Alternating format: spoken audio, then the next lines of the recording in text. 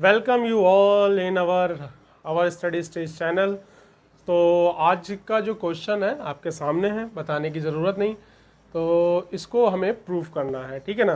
तो चलिए इसको प्रूफ करते हैं, टाइम वेस्ट नहीं करेंगे, ऑलरेडी वीडियोस बहुत लेंदी हो जाते हैं। लेफ्ट हैंड साइड से चलते हैं। तो यहाँ पर लेफ्ट हैंड साइड में आपके पास दो टर्म है और दोनों में आइडेंटिटी लग रही है, क्या? a plus B whole square and a minus B whole square. Simply आपको आइडेंटिटी का यूज़ करना है, आइडेंटिटी लगानी है बस सावधानी के साथ। तो ये हो जाएगा a स्क्वायर, ये पूरा हो जाएगा b स्क्वायर। तो यहाँ पर ये हो जाएगा क्या? 10 स्क्वायर a 10 स्क्वायर b, ये हो गया आपका a square plus b square, फिर होता है प्लस 2ab। तो 2ab ये आपका हो गया 2ab।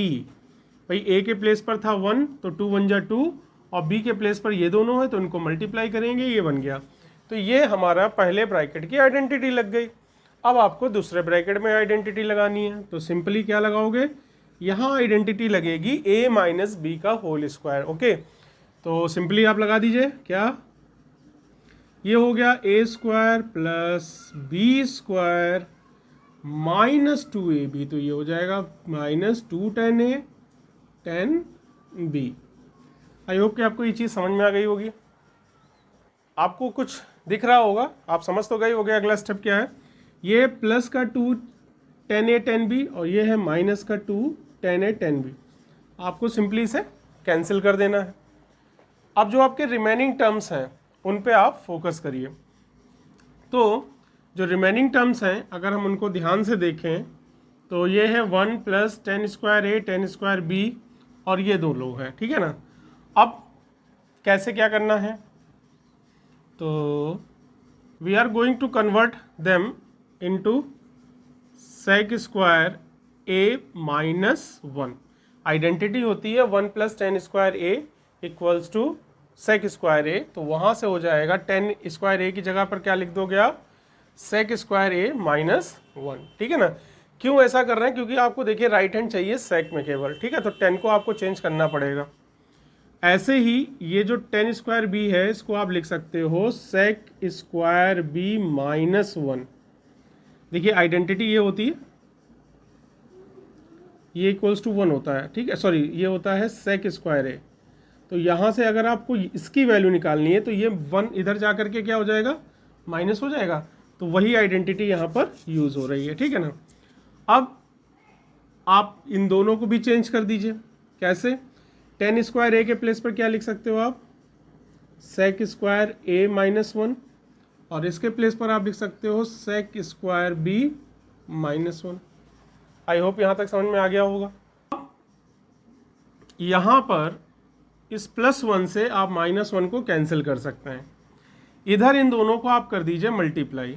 तो सेक स्क्वायर ए और सेक स्क्वायर बी का जब आप मल्टीप्लाई करोगे तो ये आपको मिल गया सेक स्क्वायर ए सेक स्क्वायर बी, जो कि आपको राइट हैंड में लाना है।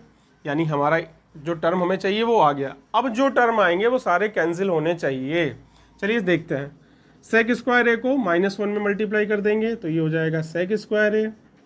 माइनस 1 से इन दोनों को मल्टीप्लाई करोगे तो ये हो जाएगा सेक स्क्वायर बी और माइनस 1 मिला के हो जाएगा प्लस 1। ये इन दोनों का मल्टीप्लाई करने पर बना है ये टर्म आपको इतना, ठीक है। अब जो आपके बचे टर्म है आप उनको लिख दीजिए। तो ये हो गया sec square A plus sec square B minus 1, ये आपके बचे हुए टर्म थे।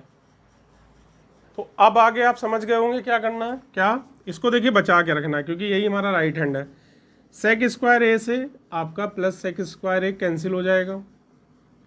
सेक स्क्वायर बी माइनस से सेक स्क्वायर बी पॉजिटिव आपका कैंसिल हो जाएगा और यहाँ पर प्लस 1 से माइनस 1 भी आपका क्या हो गया? कैंसिल।